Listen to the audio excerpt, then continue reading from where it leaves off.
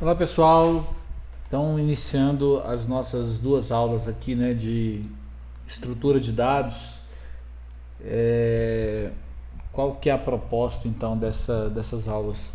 Bom, primeiramente eu pensei em aplicar, né, fazer uma revisão de classes, né, para que ajude, né, vocês com o nosso trabalho, tá? Então rever os conceitos de classes, tá? Esse tipo de estrutura de dados importante, né, que são as classes, rever esses conceitos de classe, tá?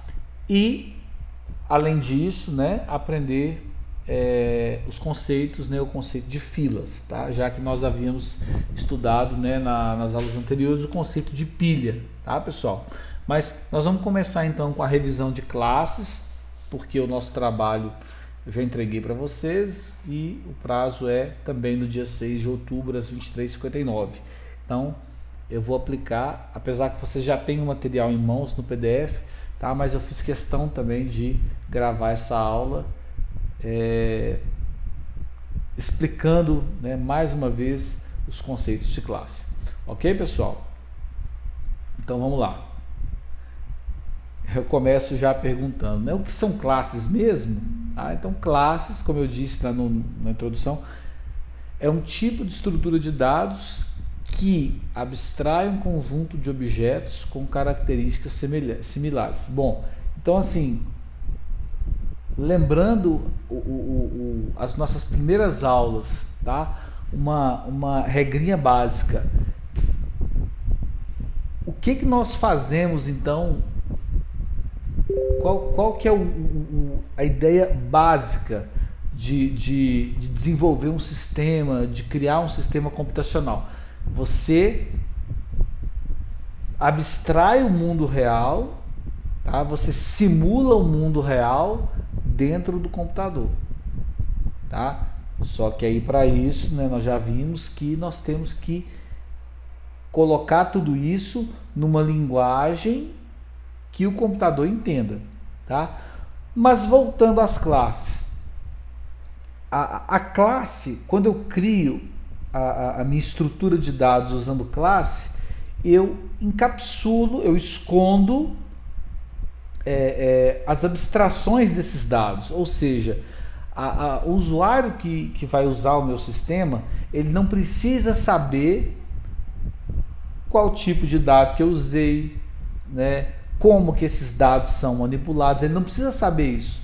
Ele precisa simplesmente operar o programa de computador e o programa de computador tem que funcionar. Basicamente é isso, tá? Então, o que as classes fazem? Elas escondem essas abstrações de dados, né? Escondem os procedimentos, né? Mas elas vão simular um comportamento de uma entidade do mundo real. Tá? O operador do seu sistema, quando ele grava, quando ele edita, quando ele exclui, né, um registro lá no sistema, ele está exatamente simulando um comportamento do mundo real. Tá? Vamos entender isso com mais clareza. Então vamos supor, pessoal, que nós tenhamos que desenvolver um sistema que vai gerenciar um zoológico, tá? Então veja bem, pessoal, o que nós precisamos fazer antes? Qual que é o primeiro passo que a gente tem que percorrer para desenvolver o sistema? Nós vamos sentar, levantar as questões, discutir as ideias, tá, de como implementar esse sistema. Né? Eu já falei isso nas outras aulas. Nós não sentamos no computador e já começamos a programar. Não. Então nós debatemos, tá? Nós fazemos um rascunho do sistema primeiro, tá? Então, seguindo aí a ordem da esquerda para a direita. O que eu tenho num zoológico? Basicamente, animais, tá? Então, certamente eu vou ter uma classe que eu vou chamar de animais. E aí, pessoal, o nome da classe pode ser o nome que você quiser, tá? Só que é uma boa prática quando você coloca o nome da classe, um nome sugestivo. A classe, o nome da classe, ela precisa indicar o que vai acontecer ali. Ela precisa indicar como se fosse o mundo real, tá? Então, a nossa primeira classe eu vou chamar de animais. Uma classe, pessoal, ela possui atributos, que nós também chamamos de campos ou propriedades. Isso lá na frente, no módulo 2, lá no outro semestre, quando nós estudarmos bancos de dados, isso aqui vai ficar mais claro para vocês. Atributos, tá? Lá em banco de dados eu vou chamar de campos, que é o espaço onde o dado vai ser guardado, tá? Mas isso é lá na frente. Aqui eu quero que você associe o nome atributo. O que são atributos? São características da classe. Como assim, professor? Vamos lá. Um animal, ele pode ter um nome, um número de identificação, a idade, o peso, a cor, a altura, são atributos.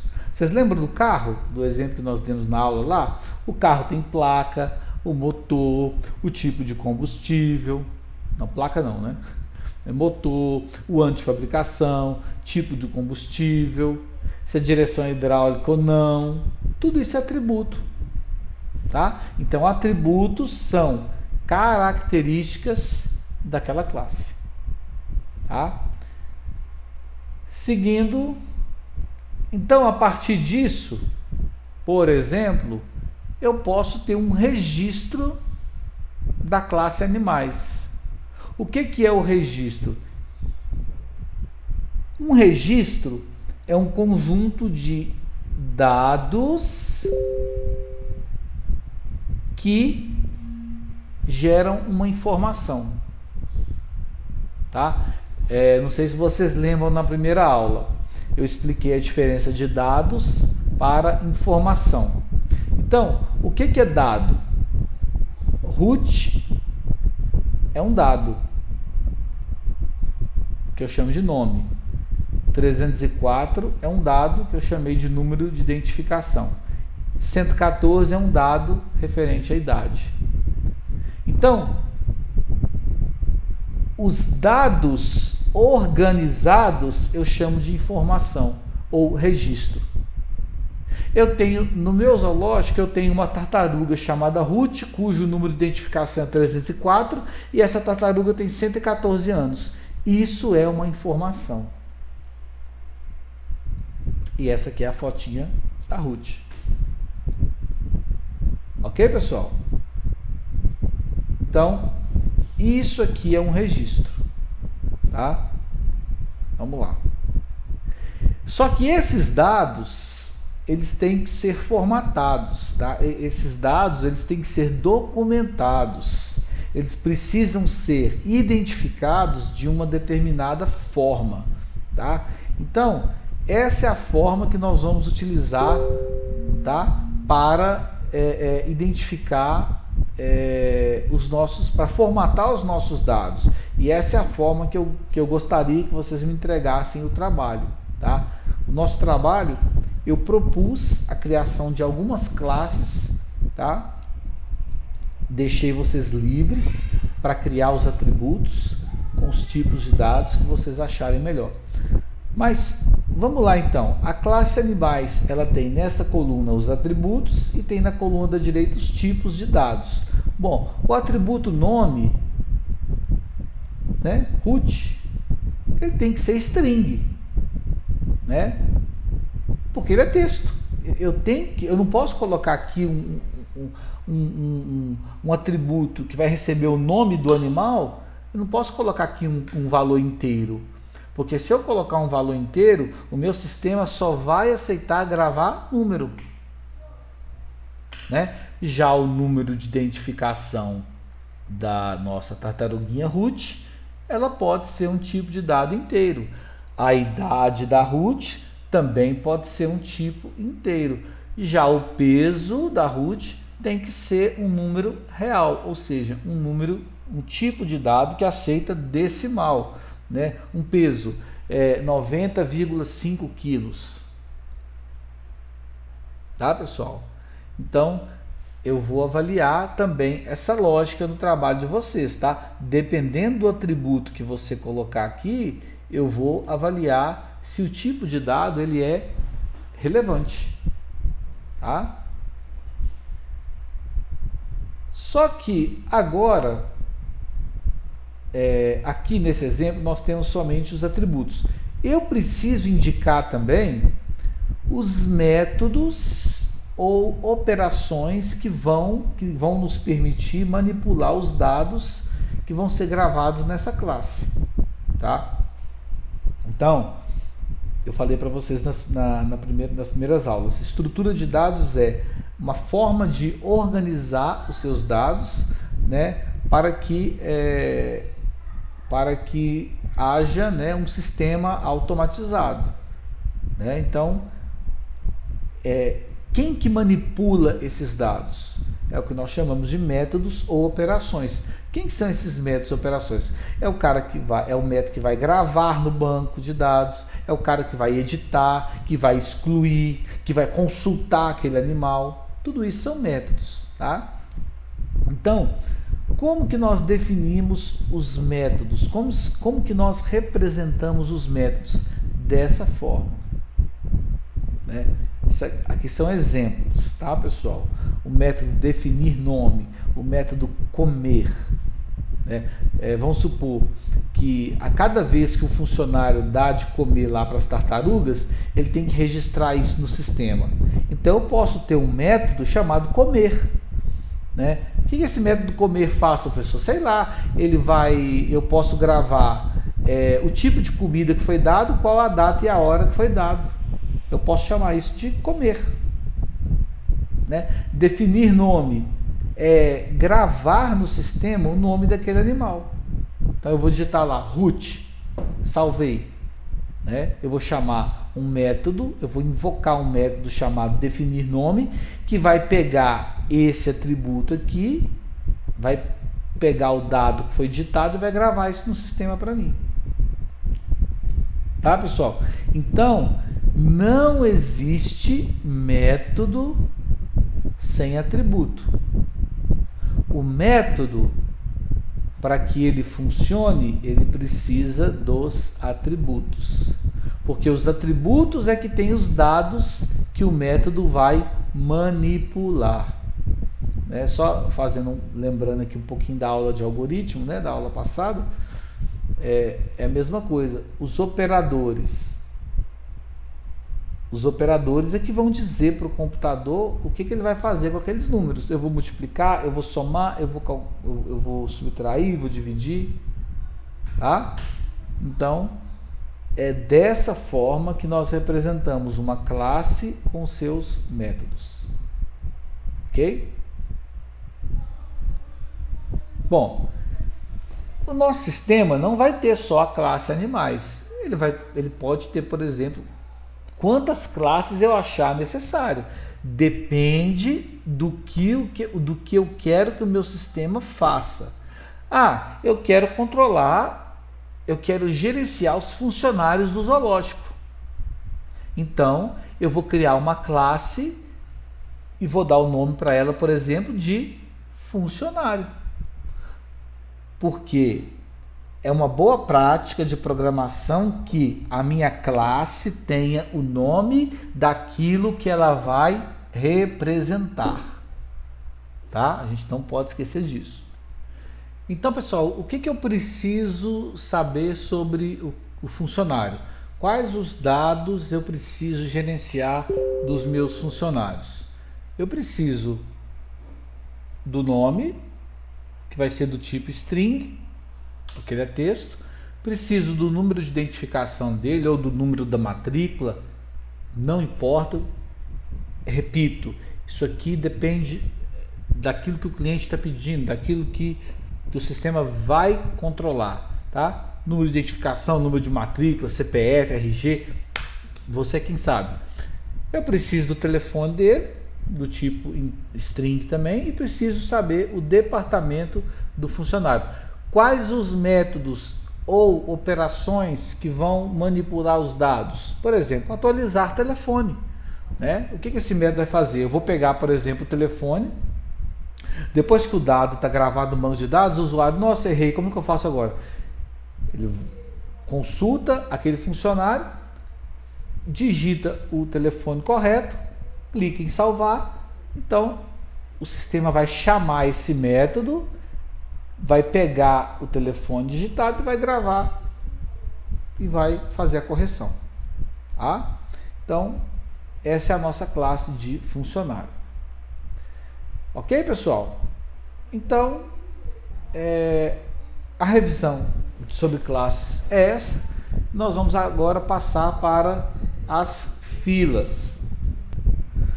Então, pessoal, conceito básico de fila, tá? Simples para a gente entender. É o contrário da pilha, né? Melhor dizendo. Como que é feita a inserção de elementos, né? A gravação de dados utilizando pilha? O primeiro elemento que entra é o primeiro que vai sair, tá? Ou eu também posso falar, todo elemento que entra, ele vai ficar no último lugar, tá? Então vamos entender isso melhor. Como que eu consigo, o que torna possível, pessoal, manipular os elementos de uma fila? São algumas operações, tá? Não tem como fugir disso aqui. Se eu precisar desenvolver um sistema que vai utilizar a estrutura de dados fila, eu preciso criar esses 5 métodos aqui, tá? Porque eu preciso instruir o computador sobre a maneira que ele vai gravar esses dados, o que ele tem que fazer. Então, é básico da fila. Eu tenho que criar uma fila vazia, eu tenho que conseguir inserir o elemento na fila, eu tenho que conseguir remover o elemento da fila, eu preciso verificar se aquela fila está cheia e preciso verificar se aquela fila está vazia, né? Então vamos entender isso melhor, vamos caminhar, vamos avançar para a gente entender isso melhor, tá? Eu trouxe aqui umas imagens, tá? Bem sugestivas, bem intuitivas, para a gente entender como que funciona a inserção de elementos em uma fila, tá? Então está representado aqui nessas imagens. Então, o meu sistema, ele vai invocar, ele vai chamar um método, que o nome desse método, o nome que o programador deu é inserir. A minha fila está vazia. Eu tenho uma fila de 5 posições, tá, pessoal? 1, 2, 3, 4, 5. Lembrando que em programação, os meus vetores, eles começam com 0, não começa no 1, ele começa sempre com 0. Então, eu tenho uma fila de 5 posições. 1, 2, 3, 4, 5. Posição 0, posição 1, posição 2, posição 3, posição 4. Tá? Nessa representação aqui, a setinha verde indica o início da fila e a setinha vermelha indica o final da fila. Nesse caso aqui, as duas estão na mesma posição. Por quê? Porque não tem nenhum elemento ainda inserido. Ok? Então vamos lá. Vamos avançar. Então eu chamei o método que vai inserir o primeiro elemento. Inseriu. Executamos o método inserir e o elemento foi inserido na posição 0. Olha o bonequinho aqui, ó. Percebam que a setinha laranja A setinha vermelha já avançou, né? A setinha vermelha indica o final da fila. Então, o primeiro cara da fila é esse aqui, ó. O final da fila é o próximo elemento. Vamos avançar.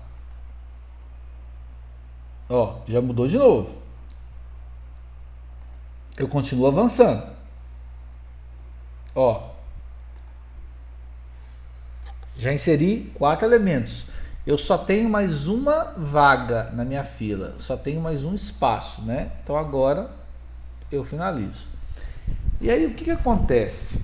Gente, eu tô mostrando um exemplo fora do computador. Eu estou mostrando uma ilustração para vocês. Daqui a pouco nós vamos pensar de forma computacional, tá bom? Eu vou dar um exemplo assim bem simples, bem basicão, né, para a gente entender. Então, o que acontece com a estrutura de dados pilha?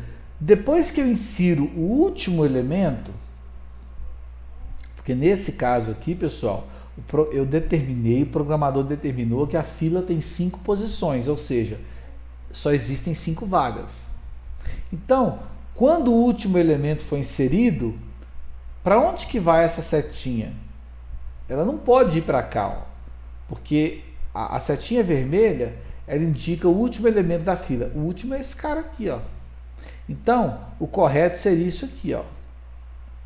Setinha vermelha, que indica o final da fila, não está apontando para nenhum outro elemento. Então, o correto seria isso aqui. No mundo real, essa aqui seria uma representação mais intuitiva, tá? Por quê? Ele começa no 0, passa para o 1, passa para o 2, passa para o 3, passa para o 4. Acabou o 4, ele tem que voltar para o 0. Acabou. Né? Só que nós precisamos de uma solução computacional. Isso aqui é uma solução, isso aqui é o nosso croquis, isso aqui é o nosso rascunho, tá, pessoal? Nós estamos numa reunião de equipe definindo como que o sistema vai funcionar. Agora eu vou partir para a solução computacional, tá? Então, como que vai funcionar isso? Bom, eu peguei um exemplo muito simples, tá? Nós precisamos desenvolver um sistema que vai distribuir senhas de atendimento, tá? Essa é a demanda que chegou para nós do nosso cliente. Nós já definimos que nós vamos usar uma fila como estrutura de dados. Por que, professor, que tem que ser uma fila? Por que eu não posso usar uma pilha? Porque é um sistema de distribuição de senha de atendimento. Qual que é a regra básica de um sistema? Você vai lá, sei lá, você tem que chegar lá cedo no hospital para você marcar o exame. Qual que é a regra básica? Por ordem de chegada, né? Se é ordem de chegada, eu preciso usar uma fila. Porque o que diz uma ordem de chegada? Que é mais justo que o primeiro que chega é o primeiro que vai ser atendido, né? E geralmente esses sistemas de distribuição de senha, eles são limitados, tá? Sei lá, hoje nós vamos distribuir 100 senhas. Ou seja, eu estou querendo dizer que a minha fila, ela tem um tamanho definido, né? A minha fila não vai ser infinita. Vai chegando gente. Enquanto estiver chegando gente, vai ser atendido. Não. O meu cliente, né, que encomendou o sistema, ele pediu para que, no nosso caso aqui, eu distribuísse apenas 5 senhas. Então está escrito aqui, ó. O sistema permitirá que sejam atendidas somente 5 pessoas, por ordem de chegada. Então, para que eu consiga controlar isso, eu preciso saber se a fila está cheia, né, ou se a fila ainda tem vaga, né? Senão o sistema vai ficar gerando senha lá, né, e não vai dar certo, né? São só 5 podia gerar, eu gero 10, quem chegou depois das 5 primeiras vai reclamar, porque não vai ser atendido, né? Então, em termos de lógica, computacionalmente falando, Como que eu vou conseguir fazer isso? É uma lógica simples, tá? Lá no meu algoritmo, eu vou criar uma variável que eu vou chamar de total, tá? Essa variável que eu vou chamar de total, eu vou atribuir a ela um valor de 5. Por quê? Porque eu só tenho 5 vagas, ok? Qual que é o próximo passo? Eu vou comparar o valor da variável total com o número de elementos inseridos. Então vou voltar aqui um pouquinho, ó. Aqui, ó. Então, a minha variável total vale 5. À medida que eu for percorrendo aqui, eu vou comparar. 1 é igual a 5? Não. Então você pode dar vaga para o outro. Aí eu vou avançar. 2 é igual a 5? Não. Então tem vaga. Pode avançar. 3 é igual a 5? Não. Então pode distribuir mais uma senha. 4 é igual a 5? Não. Pode entregar mais uma senha. 5 é igual a 5? Opa, acabou. Não tem mais vaga. Então, qual que é a minha lógica? Se o valor da variável total for igual ao número de elementos inseridos, a fila já está cheia. Caso contrário, ainda há vagas disponíveis para serem preenchidas. É essa simulação aqui, ó. É essa lógica que eu escrevi aqui, é justamente isso aqui, ó. Né? É essa narração que eu fiz aqui, ó. 1 é igual a 5? Não. Então entrega mais uma senha. 2 é igual a 5? Entrega mais uma senha. Assim vai até acabar as vagas, tá? É claro, pessoal, isso aqui nós ainda não programamos, né? Isso aqui é um levantamento de ideias. Então nós chegamos aqui a um consenso da nossa lógica, tá? Nós fizemos a reunião ali da nossa equipe de programadores e nós definimos que a lógica que vai ser implementada vai ser essa. Nós definimos o algoritmo que vai permitir a solução. Aliás, o algoritmo é um caminho que nós vamos percorrer para chegar à solução do problema, tá? Então, pessoal, na próxima aula, o que eu vou fazer para ilustrar isso? Eu vou desenvolver uma pequena aplicação em PHP, tá? Vou fazer uma pequena telinha em PHP, onde eu vou permitir que o usuário digite apenas 5 valores, tá? E quando chegar no último valor, o sistema vai emitir uma mensagem para o cliente, para o usuário, dizendo assim, ó, acabou as vagas, tá? Para vocês entenderem definitivamente esse conceito. Tá bom, pessoal? Então, por hoje é só, tá? Nós temos aqui as referências bibliográficas, todo o material que a gente monta, que a gente desenvolve. Nós temos aqui, eu estou indicando as referências, tá? Para que vocês consultem, tá? E aperfeiçoem. Ok, pessoal? Então, as 3 aulas de hoje, a aula de lógica e as 2 aulas de estrutura de dados, eu estou disponibilizando lá no meu canal do YouTube, tá? E vou mandar o link para vocês, tá? Pelo WhatsApp, porque a essa altura, às 21h22, o WhatsApp já voltou, tá? Estou acompanhando aqui, estou testando, já voltou, então eu já consigo mandar para vocês o link lá, para vocês assistirem a aula amanhã ou depois, quando vocês quiserem. Tá bom, pessoal? Boa noite para todos, bom dia ou boa tarde, tá? Deus abençoe vocês, tá? Bons estudos.